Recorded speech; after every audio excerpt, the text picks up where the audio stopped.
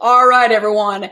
Thank you so much for joining today. I am so excited to bring in some incredible human beings and some awesome, intelligent, brilliant, and beautiful ladies into the show right now. And for anyone that doesn't know, we're going to get into a little bit, but right now we're in a kind of an interesting spot in our industry where maybe your inventory is not exactly where you want it to be. And maybe you're thinking to yourself, should I keep advertising? Do I keep pumping money into it? Or maybe you're kind of like, maybe I need to be pulling back. Well, today we're going to jump in with Sarah Ciociola, with April Simmons, Hannah Lifson, and Laurie Halter, who is here in spirit. And she's here, but she's not here, but she is. And they're also going to be speaking at Digital Dealer and on Thursday, October 13th at 11:30. So if you don't have your tickets, you can catch them there. Make sure you go get your tickets to it. So we're going to jump into this. Why? Just because your inventory is invisible doesn't mean your advertising should be. So I'm going to go through it one more time. We have Sarah, she's a paid media director for PCG. We have April Simmons, who is the corporate internet and marketing director at Horn Automotive. And April, you know how many times I have said Van Horn and like practicing this? And so I'm like, no, it's Horn, not Van Horn, because I'm in Illinois. So I'm like, oh, it's not. So Horn Automotive, not Van Horn. And we have Hannah, who is the marketing director at Friendemic. And she is just like a stone's throw away from me here in Chicago. And Laurie in spirit, who is the founder and owner of Charisma Communications. She's also the host of Korean podcast. And I think her probably, other than, mom, as we have moms on the show, is she's a super connector. I mean, she's everywhere. She connects everybody and will be the first to say, hey, how may I introduce you? So I am so incredibly excited to have these four-ish beautiful women on the show and intelligent women on the show. I call it the super mega panel, if you will. And we're going to jump into this a bit about just how important it is right now with inventory and the chip shortage is kind of looming. And I know I personally am dealing with it a lot. And you start looking at some of these Google trends and where people are searching. And it is so important that we don't pull back on this. So I'm going to kick it off to April first, because April is in the dealership. And April, talk a little bit about just how has your marketing strategy changed in 2022, which is, or you can just say this year would be the same thing, versus last year? Well, I actually got the opportunity, which has been exciting, to do a lot of the things I've always wanted to do, which is to work on some of the foundation things, the stuff that nobody wants to do. So dealerships as a whole tend to be very reactive. We like to be very last minute. Oh, shoot. It's Labor Day this weekend. Did you know it's Labor Day weekend? It's Thursday. Say, April, could we do like a mailer and an e-blast and do all these things? And they like to do things very last minute. The problem with that is that means that we're always just chasing the instantaneous deal. And the cost, the ROI on those things have always been very expensive. So you run a mailer, you spend $10,000 with the hopes of, selling 3 or 4 or 5 cars. Well, now suddenly the dealers are going, well, wait a minute, I have no cars on the ground. So does that necessarily make sense to run that kind of play? Well, that opened up some of the budget that we've notoriously spent in that area and allowed me to be a little more proactive. Well, when we're proactive, we're able to go a little further up the funnel. We're able to start building out things that will organically help our presence long term. And because we were able to start doing that already a couple of years ago, we are seeing massive reward in that. So by putting things in areas like our Google business profile and our social media and doing some of those type of things, running heavy in video, we've been able to see huge increases in our organic traffic. And guess what? That's the free stuff, folks. So that's what we're all after is building that, and it's been fantastic. I'm gonna ask the same question over to you, Sarah, and then Hannah, coming up to you. Yeah, so in terms of the inventory shortages and the chip shortages and everything, what I'm finding with dealers on the digital side is that everybody is skipping branding. So when we talk about a full funnel digital marketing strategy, you want to have branding campaigns, you want to have mid-funnel traffic campaigns, messenger campaigns, and then you want to have lower funnel conversion-based lead generation advertising. When initially, a year or two ago, when all the dealers were like, I don't have any inventory, I want to freeze all of our social media advertising, I want to only spend $500, $1,000 on Google, we were like, absolutely not, because you're never going to get the results that you're looking for by just running lead generation advertising, especially for such low of a budget. Dealers really don't understand how much of an impact it causes on their digital marketing to take back budget like that. You really have to make sure you're consistent with your budgeting, you're consistent with your strategies. So always running branding, always running mid-funnel campaigns, and always running lower funnel campaigns is always what I recommend. And that's what we've recommended through the beginning, through the inventory shortage up until now, 2022.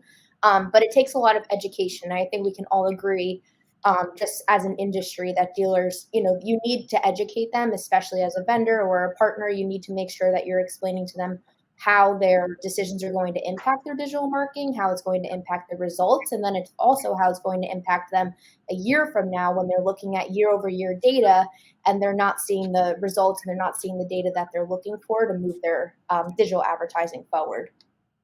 So Hannah, before I come up to you, I just want to point out, I wrote literally skip down here and I just read what I wrote here. So let's try that one more time. Is that between April and Sarah, a couple of things that I want to bring together here is that April, you're talking about Google Business Profile, formerly Artist, known as Google Business Pro. I can't even say it. My Google is my business. I can't even say it correctly. Like, just choose a name and stick with it, because I don't know what to call you anymore. Like, you don't know. You're confused. Google. You're drunk. Go to bed. Like, go home, Google. I know you don't know what you want. Is that's so important? Is that organic traffic? And if you're doing exactly what Sarah just said, is that branding? Man, it's so important. Is that branding? And if you're not educating both on, and I am, and I think Hannah can attest this one. I'm going to say business partner. Because I hear vendor, I've been on both sides. I've been on the dealership side and I've been on the vendor side. And as soon as you get here, could call the vendor, you're like, so my contract's ending soon. Is that I'm not seeing it as a partner. So when you have the partner that will actually partner, the business partner that will actually partner with the dealership and say, hey, let's educate you on why this is important. Let's educate you on why this report is the way it is. Even if it's bad and it's not bad, hey, this is why it didn't work so well. Or, hey, we're going to try something new. And these are setting the expectation of why it is, where it's going to be. And even if something falters, being transparent on why it is that way, man, if you can take, hey, we screwed up, that's okay, but educate them. That is so important. And when you have the organic portion of it, you can't expect your business partners to succeed if you don't do the organic part. So I love having both of you go back to back like that, because it's so important. And now I'm going to tee it up over to Hannah. So from the pandemic portion of it, having that reputation is so critical. So Hannah, and how has your marketing strategy changed with everything that's going on in 2022?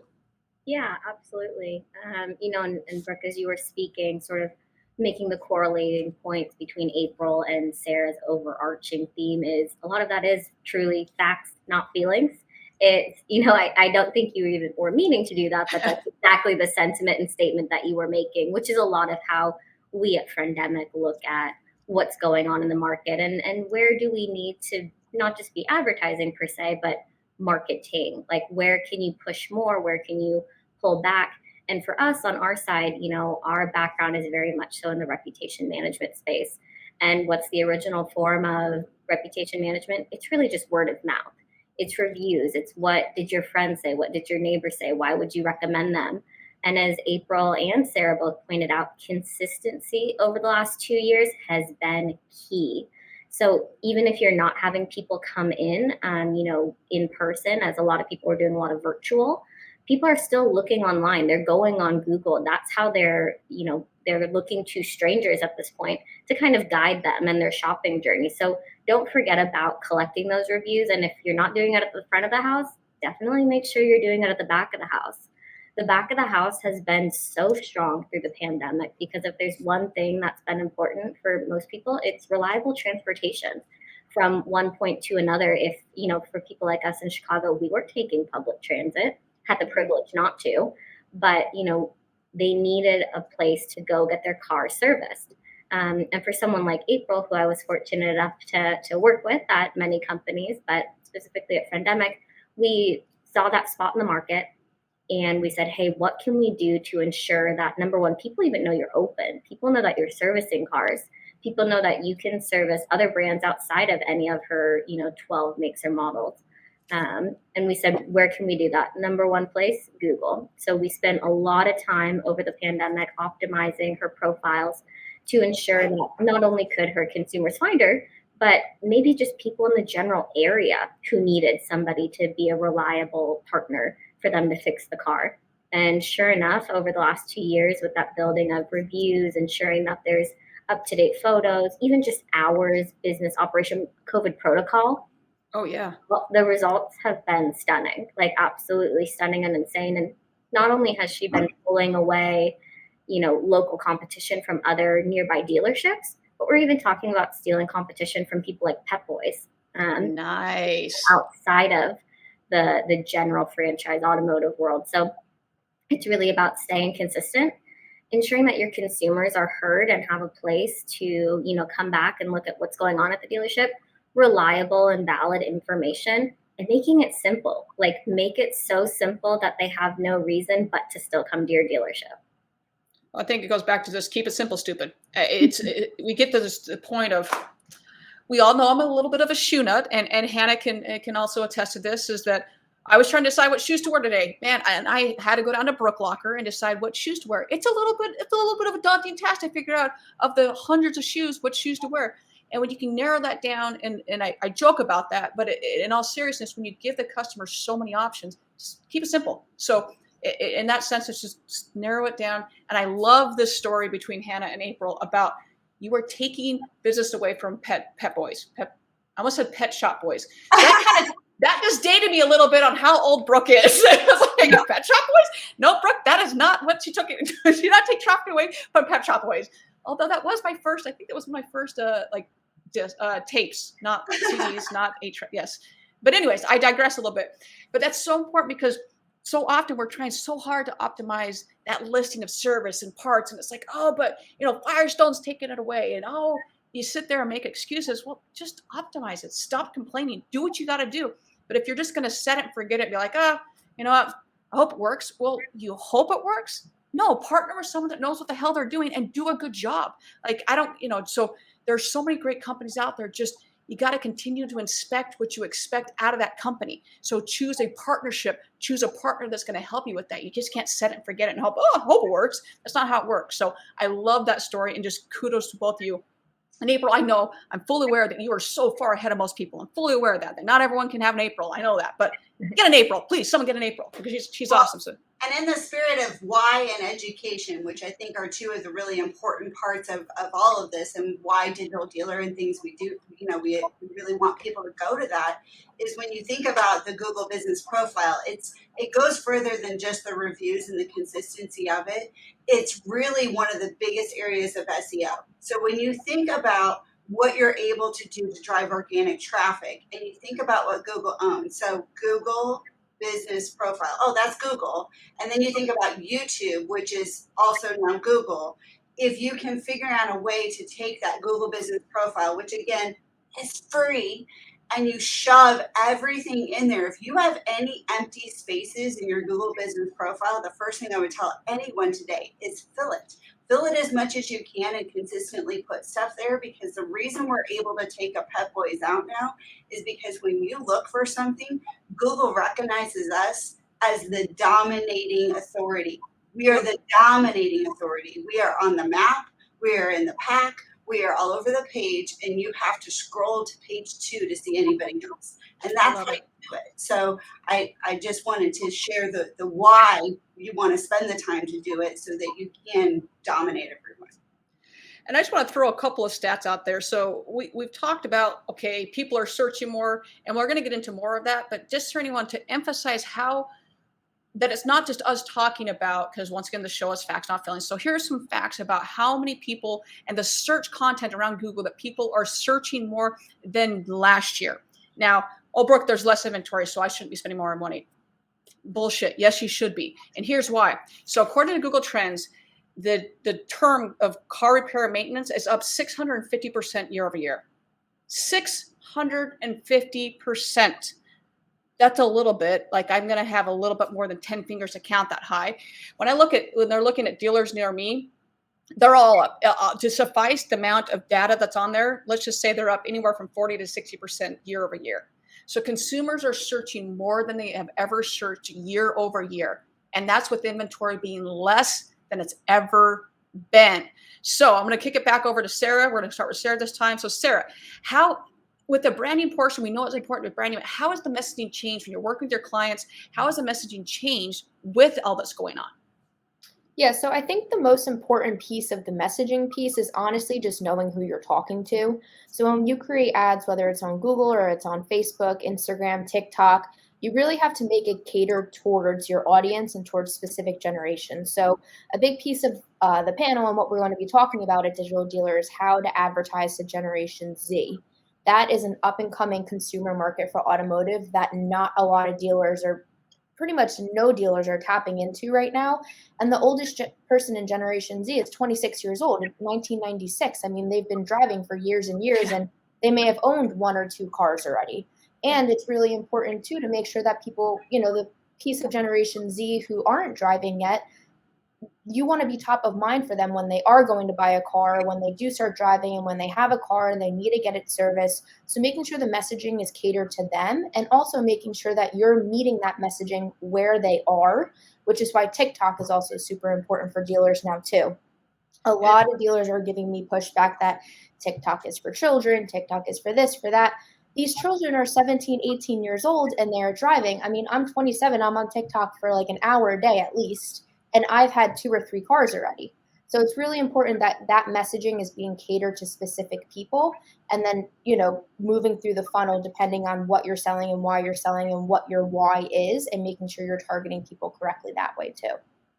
When we go back to, the amount of stats on this that Gen Z is looking to TikTok for their news over regular means. So you can sit there and say that TikTok, and I am definitely not 27. I'd love to be 27. I'm not 27. And it's taken me a bit to get on TikTok. The amount of times that Sarah and I've had this conversation, like, I don't even know how, and I finally said, Brooke, just turn on the camera and do it. Just do it. So slogan for Nike, of course. But it takes a bit to figure out, what do I do? And it's like, just all they want to know is it's not they're trying to figure out what it is or how to do it. And so if you want to grow your social presence, if you want to gain market share, you better be on TikTok, because those buyers are there. And whether it's a how-to video, whether it's just this is who we are, whatever it is, that generation and the generation below that is on TikTok. So you are missing a huge part of market share on that. And Hannah, I'm going to kick it up to you on that as well, of just how has your messaging changed, or how are you interact with your clients about how has your messaging changed at all, or has it? Yeah, absolutely. Well, I think first and foremost, you mentioned that dealer or consumers are searching with phrases such as just things like near me. And, our overarching theme for our panel here is dealership rates of, loyalty are diminishing. So how are you still able to rank for terms like that when it's so generic, it's so out there?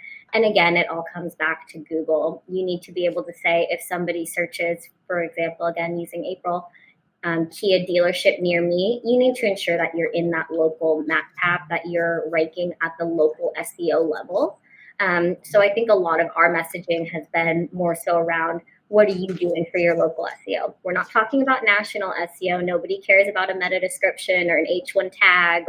That's not important here. What's important is that if a consumer is just looking for any old car because the dealership that you've been to doesn't have inventory, you want to make sure that you are the next one that comes to mind. And that's going to be the easiest, simple to find. And again, having all of that data filled out so it's quick, they can call, they don't even have to go to the website anymore.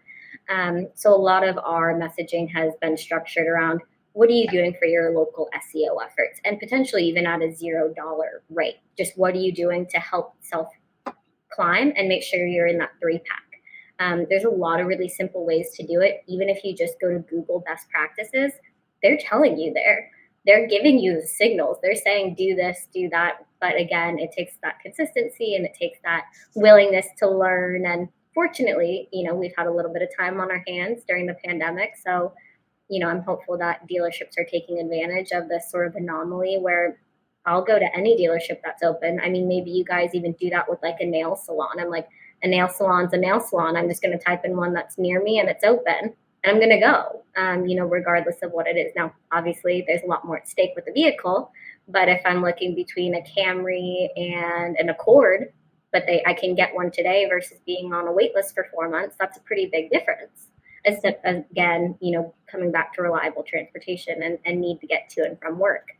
But I guess sort of also back to Sarah's point with TikTok, video we've seen is huge. Obviously, I think all of us here on the call can agree that video is always going to be like our next big form of communication. And there's no signal saying that video won't be important.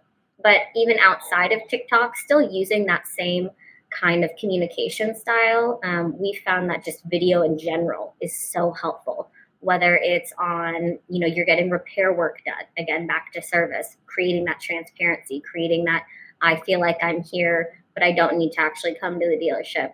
Maybe it's a welcome service video. We've seen even upticks of email opens, just if you use the word video in the subject line, go up over like 70%. Same thing with walkarounds, especially on the used car side of things. Set the expectations, like build that transparency.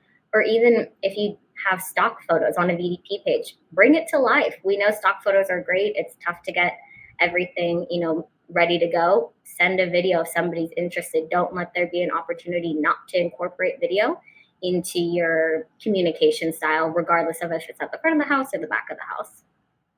I love it. I absolutely love it. And I know when I was in the dealership, we did not just the service welcome, we had the service director welcome, we had the service tour. We said the amount of times that I would hear, and this goes back, I remember it was 2010, and I was working with the store, I was working as a consultant, I was working with the store, and shout out to Peru, Illinois. And we did a service because we kept hearing the same thing over and over again was, man, I don't know where to pull into the dealership to get service. And I go, that's a problem. So in 2010, I started this like research project to see what was the number one complaint. And I just heard over and over again so anyone, service people out, this big tidbit for you is that consumers have a rough time of knowing where to pull into the service drive. So any of my stores, I'm just like, hey, make a service pull into because I just heard this over and over again. So any store my stores that do this, that is one of the biggest videos that get clicked on, and the most views on it because they're like, I don't know where to pull in. And then obviously the service walkarounds, the service tour videos. I mean, they do astronomically well, and it automatically also takes that anticipation, like the dentist office, like, oh, I don't know, I don't want to go in. It's so scary, and you automatically humanize the experience. Obviously, on the sales side, it's awesome as well. It's just when you automatically put yourself in that position of the consumer and just humanize that experience. And we all know people think that we're about as trustworthy as a congressperson. So just humanize the experience. So I love that you brought that up. That's a great, thank you so much for that, Hannah. All right. So April, did I have you answer that already? If not, we're coming to you. No, but I'll make it quick because I think there's just one thing to kind of pull it all together as far as what I've changed instead of deals, right? Because that's normally what car business has always done. Deals. What we have changed our strategy a little bit to do is, okay, now we've got these consumers coming here, wherever it's coming from, they hit our website. Well, now if they don't see what they're looking for, right? They look for a car near me or what have you, and they get to your site and now you don't have it. What are we doing with that consumer? So I think the biggest change we've done is my strategy has been using Facebook or using other types of advertising strategy to talk about the pain points. So if you didn't see what you're looking for, I'm here for you. I'm here to hold your hand through this process to help you find the vehicle you're looking for and to get it. It may not be 6 months from now. It might be 3 days out and it's just not on the site yet. Doing stuff like that. Acquisition was another big one. So just using carousel ads on Facebook instead of it being inventory that I don't have, talking about pain points and how we can, as a dealer, help that consumer through those pain points. So those were a little bit of differences that we transitioned to through this inventory shortage. I love it. And I think to add to that, what I have seen as well is that even how you structure your website has changed. Mm-hmm. And I'm sure that all three of you have done this as well, is that, having different things to toggle because, and I believe, Sarah, it was Brian that first talked about this, to say, hey, website providers, why, if the car's not there, why can't something pop up and say, hey, it's not here, let's chatter? I mean, talk about, April, I want to come back to you on this one. Did you change things like that on your website to say, hey, it's not here, let me help you? Or is your website providing you helping you with that? Or is it different? I did three things to try to really hit it home. I have a pop-up that basically says that I have a landing page that allows you to, play around and almost build vehicles to kind of see, here's what I'm basically looking for. And I also did a video. So I have a video on my homepage and my SRP pages that just literally says, if you don't see what you're looking for, let me show you what to do and how to do it. There's many, many ways we as a dealership can help you find what you're looking for. I love it. Sarah, I'll kick over to you. Did you do anything with your clients to say like order customizations if it's something different or is it the same thing April has been doing? It's pretty much the same thing April's been doing, but really just hounding in from a digital marketing standpoint that if you are spending all this money on, regardless of the platform, any social platform, Google, and you are not happy with your results because you're driving traffic to your website and your website is laid out horribly, that is on the dealer. That is not on any of your advertising. You could have the best advertising in the world, and if it's driving to the wrong landing page, a landing page that has nothing to do with the call to action of the ad, or it's just very hard to navigate, it's not mobile friendly, you're going to fail every single time. And it's really important for us, again, tying it back to education, that it all matters. It all ties into each other. It needs to be media mix modeling. I know Bob Lanham talks about that all of the time. You need to make sure that all of your marketing and all of your digital efforts are working together cohesively. You can't be measuring Google and then measuring your social advertising and then looking at your website and then looking at your traditional advertising. It needs to work together. The messaging needs to be cohesive, and wherever you're guiding it, it needs to all work together. So to go on that as well, I think it's really key that when you're expecting the facts and inspecting what you should expect, and when you're working the facts to understand that as great as Google is, and we all love Google Analytics, soon to be GA4, is that it's another tool in the tool belt, that it can't measure certain things. And I love Google Analytics. I'll be the first to say I'm a Google freak, a Google nerd. I love it. And I'm going to hold people accountable, but there's certain things they cannot measure. If you're looking at Amazon advertising, it's not going to measure that. So don't try to measure it because it's not going to be complete. If you're looking at social, it's not going to measure that. So don't try to measure it and then be like, oh, they failed. Well, no crap, it failed because you're an idiot. Like, okay, you're not an idiot. I take it back. You're not an idiot. I love you. You're fine.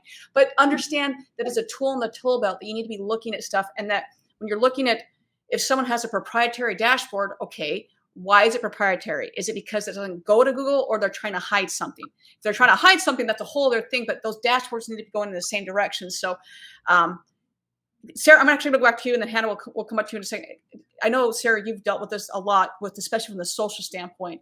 Talk a little bit about that, because I know that you do a lot with this.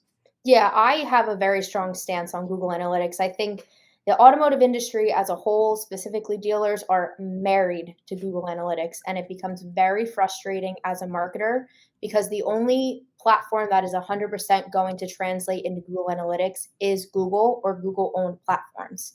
YouTube, Google, you cannot accurately measure any of your social advertising in Google Analytics. It is one measurement tool, Brooke, like you just said, that you should be using multiple measurement tools. The best marketers know that you cannot trust one marketing tool, and you have to be able, as a strong marketer, to tell a story with multiple pieces of data. I have this all the time. I just had somebody ask me, this TikTok traffic is not appearing correctly in Google Analytics. I said, why are you looking in Google Analytics to measure your TikTok traffic or measure your TikTok success? You have to be looking in the platform. It is not owned by Google. It's never going to translate properly. Same with Meta. We're always looking in Google Analytics for social traffic. Now, half the time, you don't even drive your social advertising from Meta to your website. You're keeping it all on the platform because of the privacy first features and environment that we're in digitally. So it's really important, and I hound this in every time I talk to a client and every time I'm speaking at a conference. You cannot rely on Google Analytics. You have to use multiple forms of measurement. Amen. Amen. And Hannah, I know you deal with social to an extent, so do you want to add to this at all? Yeah, absolutely. One of the key pieces, and I know I sound like I work for Google at this point, but how much I, am promoting Google business profiles and wait, is that it's on your business card? Seriously? Soon. Kickbacks are coming. It's okay. But there's more. No, I'm just kidding. But there's more.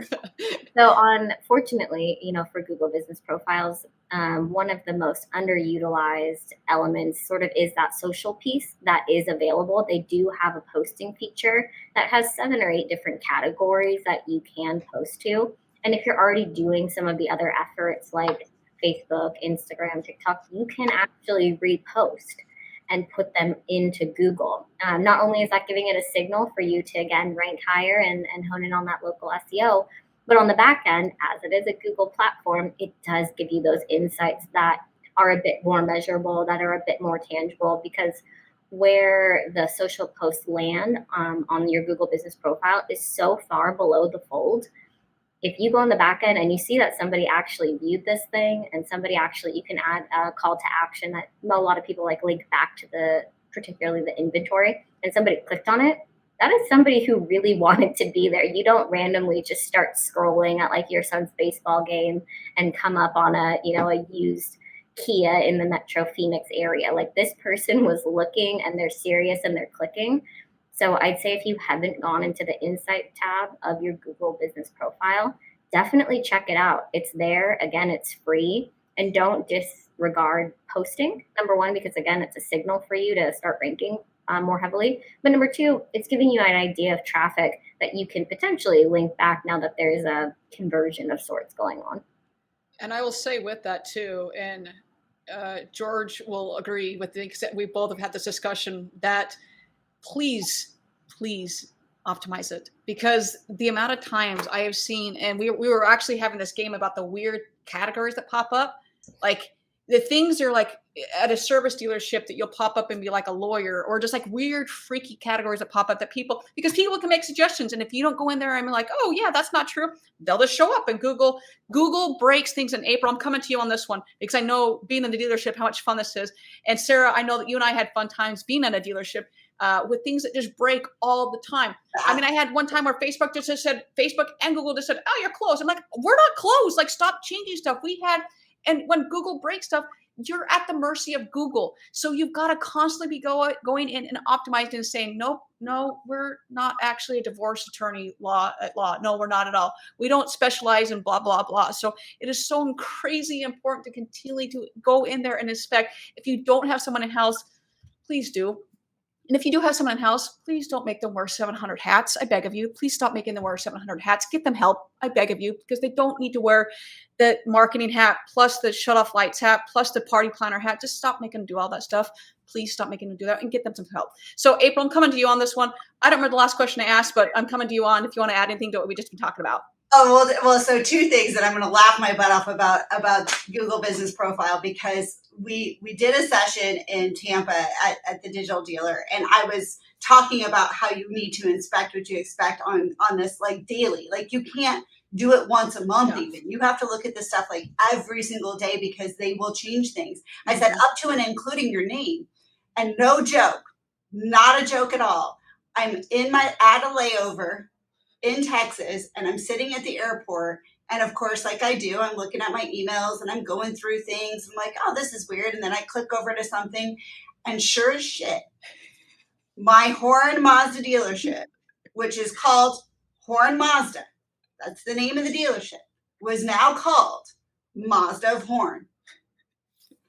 And I'm like, oh, okay, that's really fun. And I thought, okay, Google's literally punking me. They heard my session and they're like, here we go, we're gonna do this to her. But it actually had happened twice. And the one time, this is why this is so important, again, on the daily, I had another one of our dealerships where we had just acquired the dealership and we had gone through all the process. We had changed everything. It was all set up and done.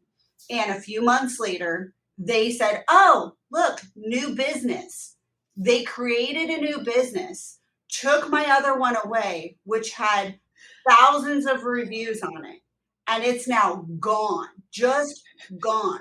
And I was literally told, had I not reached out to Google as quickly as I did, there would have been no reversing it. But because we caught it fast enough, we were able to actually get that reversed and changed. But even that took, a couple of weeks to kind of work through that process. So it is so important, because ultimately, just like needing help in-house, Google has computers that are their help. And so a lot of times the decisions are being made by a computer that says, oh, look at this, there's a new business over here, just create it. And it has no idea what it's actually doing. So you literally have to look at it on the day-to-day. But also with looking at all the different metrics, Google Business Profile is another one, to Hannah's point about insights. We look in our Google Analytics and it's a Google product. So you think everything from Google Business Profile is going to show up in Google Analytics. It's not. Because again, if something is happening over here, it's before it hits the website. Google Analytics is your website traffic. It is not your traffic over here. So when you're talking about all those click to calls, those maps for directions, a lot of the things that are happening before they hit your website, those things are in those insights too. So they're super, if go there and you'll see why I'm telling you to spend time really optimizing that space. Yeah, I laugh because I've been there. And it's like you laugh because I feel your pain. And it's like whether it's they're taking service listing and then putting them under a completely different, taking your Mazda and putting it under a Ford list. You're like, they're not even the same OEM. Like, what are you doing? Or they're like, I've seen them where they're taking the wrong. They completely take an address out of nowhere. I'm like, where did you even get this? Like this address, like it's in Kentucky. Like, where did you get this? I've seen the craziest things. I think we all have some very fun stories. And it's like I said, if you're not constantly inspecting this, exactly what April said is that it can be gone in an instant, and there's literally nothing you can do. So it's always a fun thing to do this, but that is why it's so important that you're constantly looking at this on a daily. So I think I'm going to round this out before we jump into the fun-filled lightning questions, which I know everyone was just like just so excited for them. Is what is the one takeaway, the most helpful hint that you could give to the audience that they could go back and implement today at their dealership? Well, sorry, start with Hannah.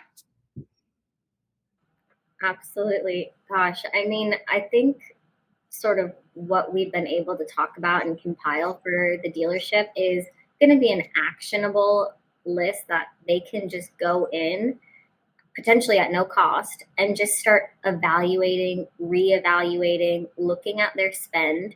And what's really important, how can they make the money matter if there's something behind it, versus what is free and they need to be taking advantage of. So we're definitely going to be giving away specific bullet points that day from each of us, as well as April's going to reveal how she has actually been utilizing these methods, where she's been implementing, and we're going to share some real results and data. I love it. I mean, I wish I could just fast forward to October, the way that as quickly as this month is going, and it probably will be tomorrow, but like I said, everyone, I'm going to repeat this. I'm going to repeat it again. And it means you're definitely going to want to be there. Get there. We're going to throw this up here in a second here, but get your tickets, digital dealer. Try that one more time. Digital dealer, October 13th. We got to get there. So going down to Sarah, what takeaway, helpful hint that our audience can take into their dealership right now and put into implementation? Yeah, I think kind of exactly what Hannah said. Industry leaders do a really great job and are continuing to do a really great job at educating dealers, like we've been talking about throughout this podcast. It's really important, whether you are doing your marketing in-house or you're working with partners or you're working with multiple partners, is that people are going to throw so many great ideas at you and so much info about so many great platforms. You as a dealer need to decide what works best for you. You certainly do not have to spend money on every single platform and take advantage of every single partner. You have to figure out what works best for you, especially with the inventory shortages and the chip shortages. Just making sure that you are educated on everything. So if a year or two from now, something does work for you that maybe isn't working for you right now in 2022, you're educated and aware and can move forward.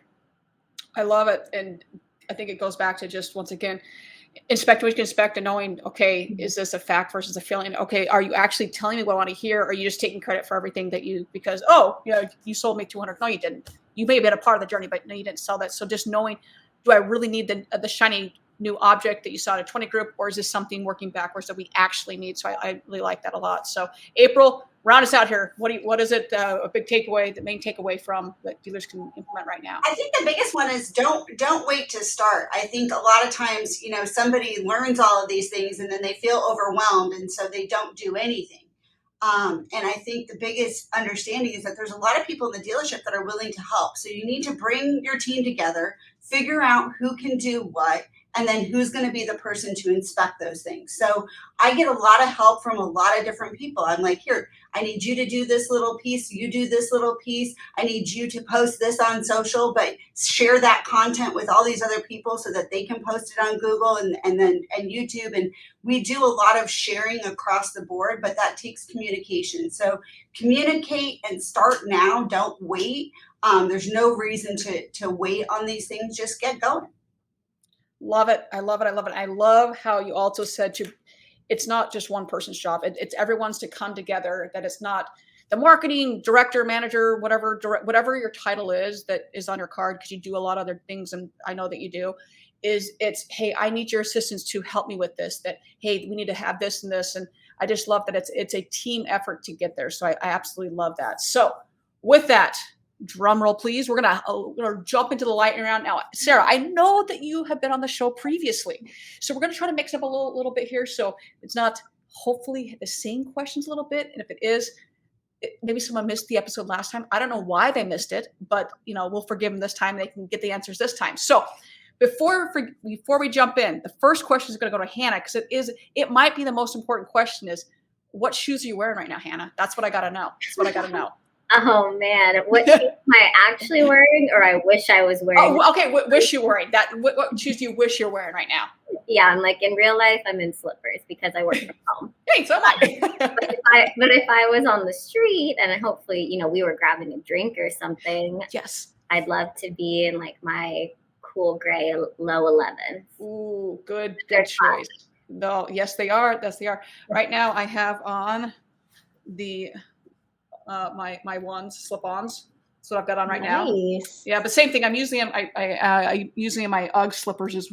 I'm usually on my UGG slippers is what I have on. But today I was like, I knew I had to be wearing something, so that's what I've got on right now. So okay, with that, we'll jump in here. We're going to start. Hannah was talking to you, so we're going to start with there. Hannah, where can our audience find you? To connect with you, where can our audience find you?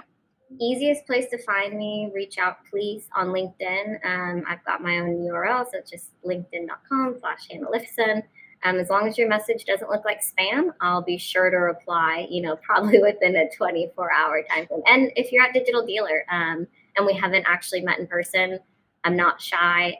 Please come and shake my hand. Let's connect in real life as well. And if you've got cool kicks on, both her and I are going to automatically make shoe contact before make eye contact, and just a good chance I'll talk to you. So that's correct. Sure. That's correct. And I love that. Like, I love when you say, like, if it doesn't look like spam, because the amount of, and same thing, like I see you on and you message me for sure. If it's coming in InMail, like there's a good chance I'm probably not going to see it, because most people in InMail are like, I don't know who you are, but yes, I love that. So, all right, April, we're going to come down that way. April, where can our audience find you? Same thing as Hannah. LinkedIn is the easiest way to get in touch with me. And same thing, people who are reaching out genuinely for help, I always try to get back to them. I think, going together as a team is really important as an industry. So I'm always willing to spitfire ideas, et cetera, et cetera. You can always reach me at my email as well, april@horncars.com, and that's Horn with an E. But those are the two best places. Fantastic. And Sarah, round us out. Yep, LinkedIn for me too. I try to share as much educational content as I can. So LinkedIn is definitely the best place. Yeah, he's on there a lot, for sure, for sure. Always, and if you don't follow, first off, follow all these ladies. Sarah, you're always having great content about sharing the latest article or the latest whatever, stats. So awesome content from all these ladies. So definitely follow them out. And if you're watching on YouTube or LinkedIn or wherever you're watching this, the bottom right now, you've got the scrolling here. In the notes is going to be the links. As always, there's a personalized link to each one of these ladies where you can follow not only them, but also their businesses. So there you go. All right, so let's take it down here. Let's start with April this time. April, what's some advice that you'd give another female looking to get into the industry or that's already in the industry? I think the biggest one is to find a friend. I think a lot of times in this industry, when I first started, it was very difficult for me. There were no other females in it, you know, I was the only one in a whole entire store, and needing to just find somebody that I could relate to, vent to when other people are trying to take you down that can be on your level. So I think the number one thing is to find a friend. I now in my role try to be that friend to other, especially females coming in, but even the guys, you know, it's hard. It can be intimidating. There's a lot of moving factors and a lot of stress that goes on. So just find a friend, I think, is the most important thing. Build a community. I love it. And it's very, very key. I think that all of us have been in the industry for a hot minute and probably remember when we were the only female that came in, or one of one or two. So finding that female to champion that female, I think that's a great, great, great piece of advice. Hannah, up to you. Yeah, absolutely. I think for anybody who's in the industry or is even thinking about getting into the industry, for me personally, and most of us here on the call, I don't necessarily just look at this as automotive. I tell most people I work in digital marketing. You know, there's so much opportunity and room for growth in this industry. And because automotive sometimes gets a bad rep, you know, people are hesitant to even sort of consider what does digital automotive marketing look like, especially on the partnership or vendor perspective. Everything that any Fortune 500 company is doing, we're doing. We're throwing events. We have huge parties. We have a great network. We're at the leading forefront of technology. You know, we're working with multi-billion-dollar companies that are known around the world. So I just don't think that you should completely rule it out, and think of it more so, especially if you're on the marketing side of things, you know, how can I get in with a brand like this, or how can I get in with a company like this? Because the opportunity that's here and the technology that's available, especially in the digital space, is like, you know, top tier. I love it. Sarah, I'm going to change it up a little bit because I know I've asked you this previously. So if you are in an elevator and you had like a 60 seconds to tell someone, a female, to say, hey, this is why I love the industry, what are you telling that female? Oh, man. Sorry, I changed it up on you. I apologize. I think I would just say when you find your network and when you find your group of women that are your support system, you can go to any height and you can go to great lengths to succeed and do whatever you want to do. And you need to make sure that you are constantly maintaining those relationships and remembering in the back of your head, it doesn't matter if you are a specialist on a team or you are the CEO of a company, you can never stop learning, and you have something to learn from every single person that you are networked with for as long as you have your career. Oh, love it. If I wasn't in the industry, I'm like, sign me up. I want in. Like, where do I go? How do I get into this industry? I love it. I love it. Okay. So Sarah, we're going to stick with you. What are you doing? We're going into the weekend here. So what are you doing on the weekend? What are you doing to unwind? Oh man. Well, tomorrow I'm seeing an Almost Queen cover band at the Stone Pony, which is, if everybody is familiar with the Stone Pony, it's a very iconic concert stage right on the beach in Asbury Park, New Jersey. So that is what I will be doing tomorrow. Nice. So in general, a concert's a high on the list of things to do to kind of like, hey, that's my downtime. I like to do that. I haven't been to a concert all summer. My downtime is sitting on the beach with a good book. I am complete opposite. I'm like, don't talk to me. Don't look at me. I want to be in the ocean or with my book on the sand, and that's it. Okay. Fantastic. All right. April, and then we'll go up to Hannah. Yeah, all about nature. I mean, that's my best unplug, unwind. You know, take the camper out and get out of the heat. We go up the mountains. You know, spent a good book. I love a good book. If I can't get out of the house because I'm too close to work, then you know I'll sit by the pool with a book. Yeah, I'm all about the nature. Get out and get a good hike in. Go kayaking, whatever. Nice. Bodies. I do love me some bodies. I tried kayaking once. I was like, oh, God, it's probably like 8. No, I take it back. I was probably 9 or 10. My mom took us and we tried it in the pool. I remember do like the Eskimo roll, and that was fun. And that was probably the last time I did that. But that's as far as my kayaking is gone. So kudos to you. All right, Hannah, up to you. I'm more of a lazy river kayaker. Okay. I'm like the floating kayaks. That's a kind. Yeah. Okay. Take the feet off the side of the kayak kind of deal. I love it. Yeah, my outdoors is like outdoors I get is like should not spill off the side. While yeah. I'm like, give me a spot for my adult beverage, and I'm good to go. All right, sounds good. Okay, Hannah, up to you. So I am actually headed down to Mexico for the weekend. love a good weekend, but I'm most excited. I am going whale shark diving. So it's been on my bucket list, and this is their migration season. So I've got a tour set up for the weekend to hop in the water, open water with them. I've been working my way up with my diving. So this will be the largest animal I've gone open water with. Okay, I'm Hannah super just beat jealous. us all. I mean, I think we're just going to close out the show on that one. Okay, first off, we're going to need to see awesome pictures from this, and I am super, super jealous. Like, come on, really? That is so cool. So Yeah, cool. you asked me on the perfect weekend. Last weekend, I didn't leave my house. I watched about 40 hours of Real Housewives, but you asked me on the right weekend what I was up to. I just totally saw a direct TV commercial like Real Housewives Sharks, Real Housewives Sharks. That is phenomenal. I'm going to go into a serious question now, but man, that was like the best answer I think I've ever received on. This is the 64th episode. That was best. Like, I don't know, 65. I don't know. We're the 60th episode now, and that was by far the best answer ever. So, Hannah wins. Sorry, Hannah wins. Okay, we'll start with April on this one, and then work our way to Sarah, and then Hannah. So we kind of mix it up here. All right. And in April, what I've learned in the short time that we've known each other is that you also like the saying "facts, not feelings." So I think you're going to like this question: is whether it's in personal or in work, what are you constantly trying to distinguish facts from feelings in what you do? Actually, and I will say, I'm a huge facts not feelings person. Long before I ever knew who Brooke was, before I knew you, the Facts Not Feelings podcast. When I initially started trying to get other people to drink my Kool-Aid on why we should make certain decisions, it was what I would always say. Okay, I love that you feel like that mailer worked because one person walked in with it, but the facts are, and I would take them to the data.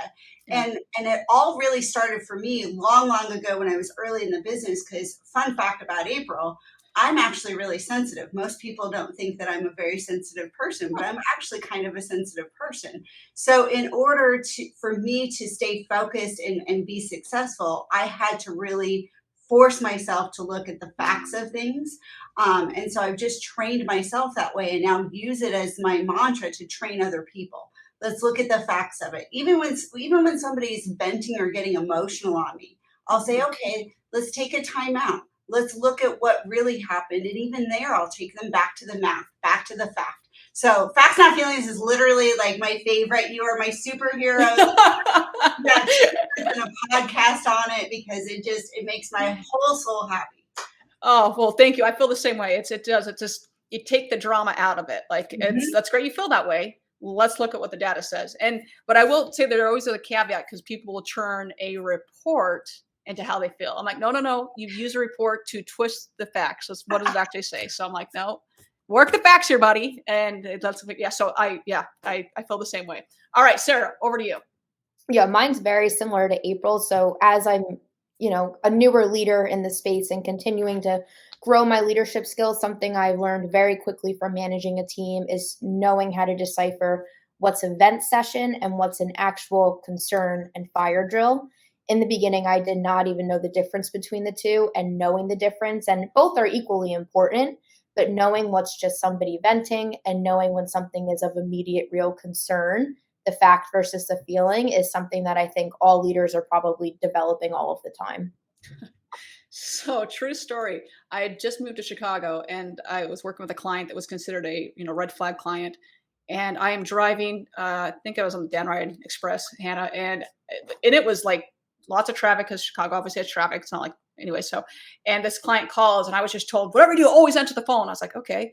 So I literally pulled over to the side, and I opened my laptop, and I've got my, MiFi spot going, and I get the tow truck coming behind me, and they're like, what are you doing? I was like, I pulled over, took a phone call. You can't pull over here. I was like, but I was told by my company I have to take the phone call. They're like, you gotta move. I was like, but I was told.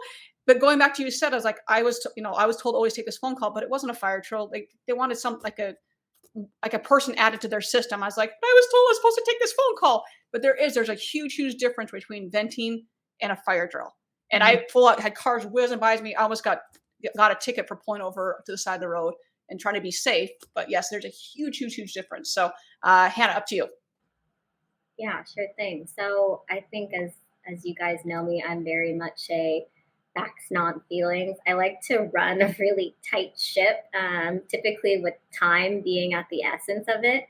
I love to have time. I do not like being rushed. So anything I can do to be proactive, typically that means eliminating the feeling portion of it. What do I need to do to get this done?